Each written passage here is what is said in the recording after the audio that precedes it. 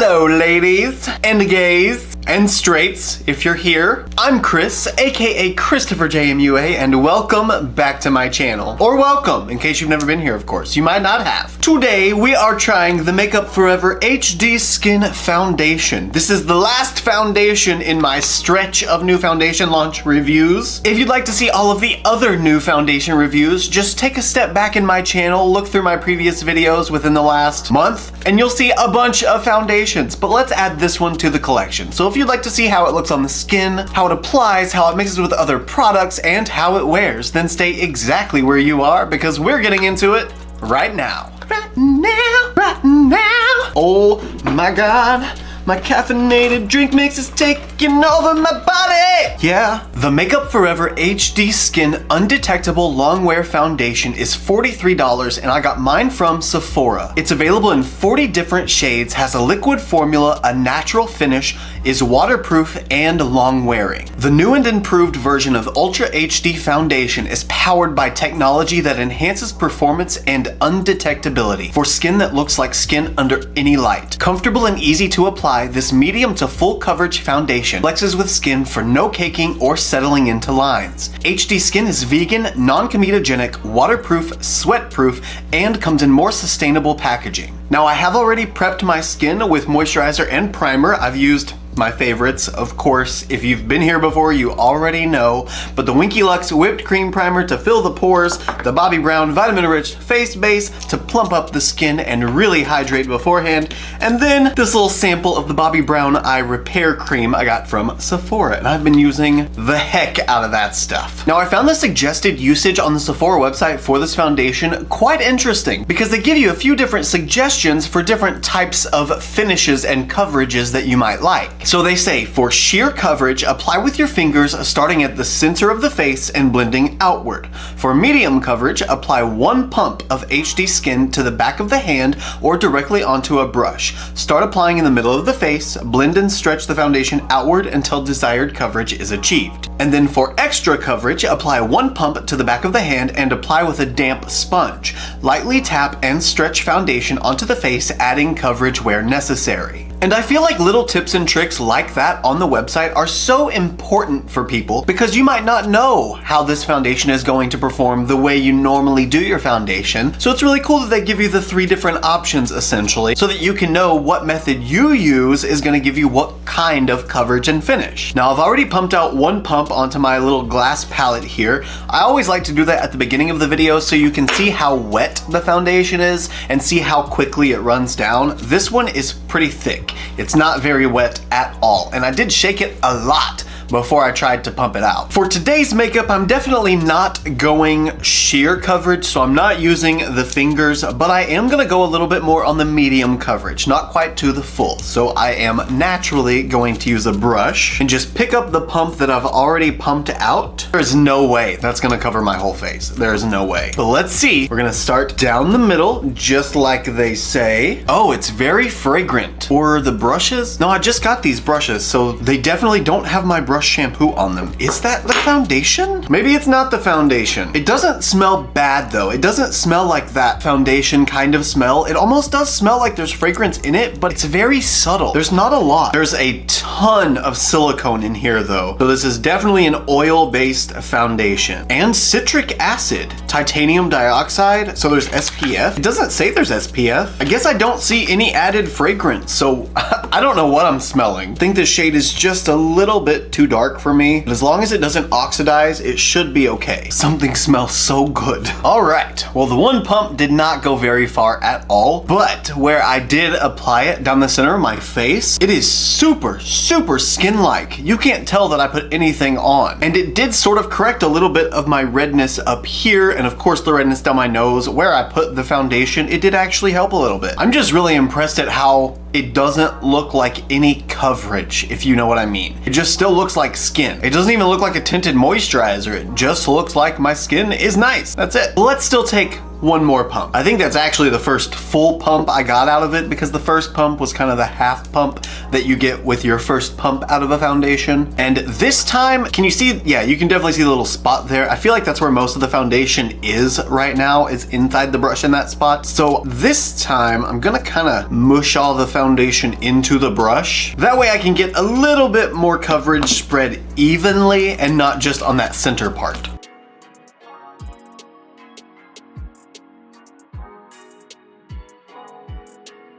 Wow, I'm seriously impressed with this on the top half of my face anyway, because there's some coverage built up there now a little bit. Let me just zoom in and show you what this looks like. On my forehead, it looks like that's just my skin. I don't see a lot of added product texture, and most of the time, adding anything on your skin is gonna add a little bit of texture because it's makeup. I mean, it's not just your skin. But the way this looks is just blowing my mind. Now that I know about how far a single pump goes, I'm gonna add a little bit more coverage on my neck where all of my razor burn is, and I wanna see if I can build up the coverage there and cover up all of that redness and those bumps and the discoloration, but without making it look cakey or heavy or like there's a bunch of product there, because it seems like with this foundation, you can do that based on how this looks. So let's find out together. And they say you can add right on top of the places you wanna build up the coverage, and I have a lot of redness right here, so I'm gonna use some more there too. After that last pump, I feel like this is looking perfect. I'm completely happy with this. The coverage on my neck though, it definitely did not cover all of the razor burn. You can for sure still see the spots there and some of the 5 o'clock shadow trying to come through, but it looks a lot better than it did. And I'm sure that if I kept building, I could cover it up because this foundation builds really, really well. I would just really like to try and stay away from building it too much today, because I'm really liking this sort of natural medium, still covered a little bit, but not completely covered, and this is still my skin finish. Could you imagine that being printed on a bottle? Now, one more thing I'd like to try. Normally I go in with concealer after foundation. I'm gonna take a little bit of the foundation that's left over on the palette and just put that under my eyes and essentially use that as my concealer today. I'm just really vibing with the natural look. I don't know what it is about that vibe today, but I'm really feeling it. So let's see if this covers. Okay, I think my under eye darkness is just a little bit too intense for this foundation to be able to do that. But it did cover a little bit, just not very much. I can tell already, for those of you that like the kind of foundation that when I want my skin to look great, but I don't want it to look like I'm wearing anything, usually I just have to use a concealer and just be very minimal with it, and I can kind of help correct my skin. With this, I think I'm gonna be able to use this regularly and it not look like I'm wearing a bunch of product, and I'm so excited about that. Is it my favorite foundation now? Maybe. And I'm only like, what, 10 minutes in? This is probably also one of the first times that I don't want to go in with a sponge because the finish is so beautiful on its own, even with just the brush. I feel like I could have used anything to apply it and it still would have looked gorgeous. Since the foundation didn't give me quite enough coverage for my under eyes, I'm gonna use my NYX Bear With Me Concealer Serum for concealer.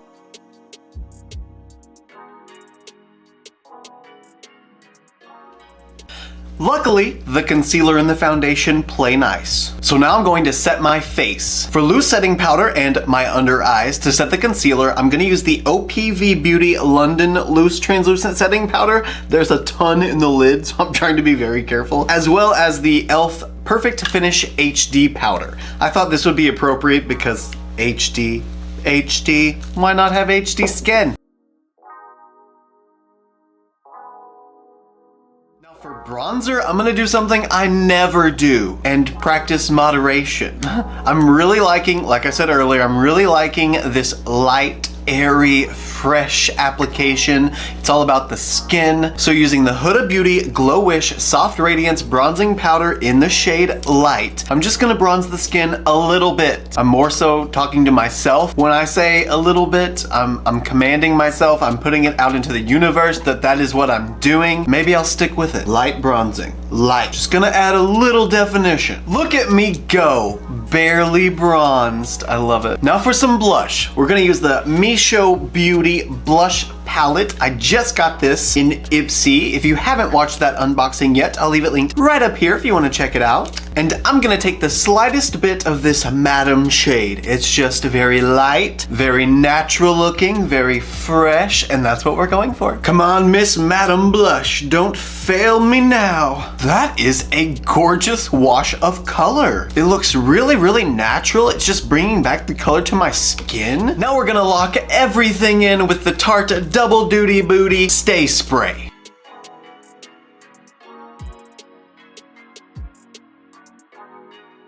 So officially, here's how we're looking after everything is set and locked in. Again, it just looks like my face. Looks like my skin regularly looks, but kicked up about 5 notches because there's not a lot of discoloration. My redness isn't coming through. It's given me enough coverage to cover what I like to cover, but still look really natural and really skin-like. At this point, I'm gonna go ahead and go off camera, throw a little something on my lips just to kind of zhuzh up the look a bit and go about my day as I regularly would. So I'll see you guys for the first check-in. We're at about 4 hours now, and I keep checking my face like every time I walk by a mirror because this foundation looks so beautiful. I think this is my favorite foundation right now. It's very similar to the Tarte Cloud Coverage Foundation. I reviewed that one as well. I'll leave it linked right up here if you want to see it. But I'm getting very similar vibes. I'm getting the really smooth skin, the really long-lasting, flexible kind of coverage. I'm very emotive with my face, and I emote a lot. I smile a lot, I laugh a lot, I cry a lot on the sad parts of movies. But needless to say, my face is pretty active, and for a foundation to not be super creasy even after the 4 hours is impressive, especially on my little 11 here. It looks just like my skin does normally. I'm just really enjoying this so far, and I can't wait to see how it looks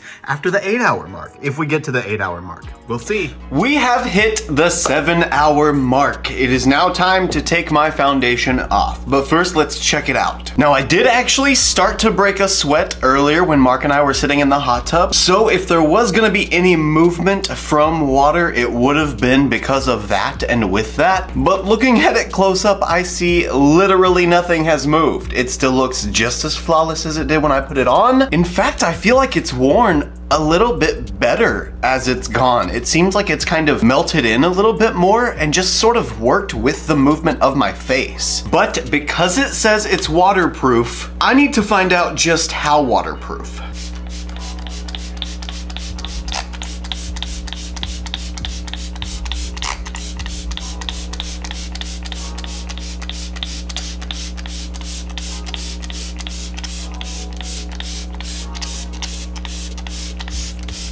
Okay, my face is soaking wet. Oh, my eyes. Oh my God.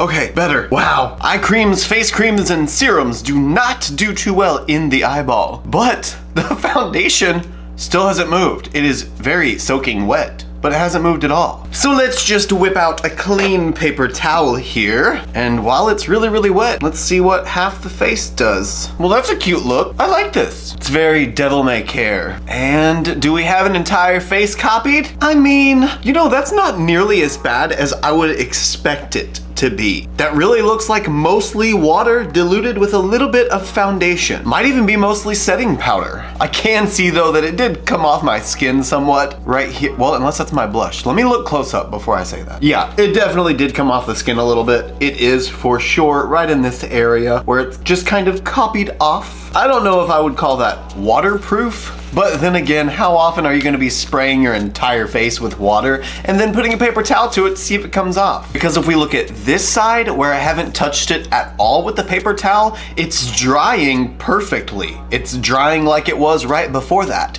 So if you don't touch it when it gets wet and just let it dry back on its own, I can agree with their waterproof statement. If you put a paper towel to it and try to scrape it off, I can't. And in all honesty, now I know 100% I have found my new favorite foundation. Actually, this is probably gonna be the foundation that I use in my kit for clients from now on, because the flexibility that it has, knowing that, and knowing that I can get longevity for a client without having to worry or stress that the foundation's gonna crack or wear really badly throughout the day, I can have faith in this one. The only downside, and I forgot to mention this earlier, but it's really annoying, there's 40 shades on the Sephora website of this foundation, but like 36 of them are light and light medium, and then like 4 of them are for deep, deep dark. And for a brand like Makeup Forever, that just seems really strange to me. Isn't Makeup Forever like an artist brand? Artists have clients with range in their skin. So I hope the deepest tone within this foundation is actually deep, or at least deep enough to have range for people who need it. But aside from that, I have literally zero qualms with it. Gorgeous finish, really strong wearability, really great sweat and water resistance. It's just ticking all the boxes for me. But how about for you? Does this foundation seem like it hits the nail on the head for all of your needs? Or is it just another foundation added to the growing list of foundations that I've reviewed? That one's definitely true.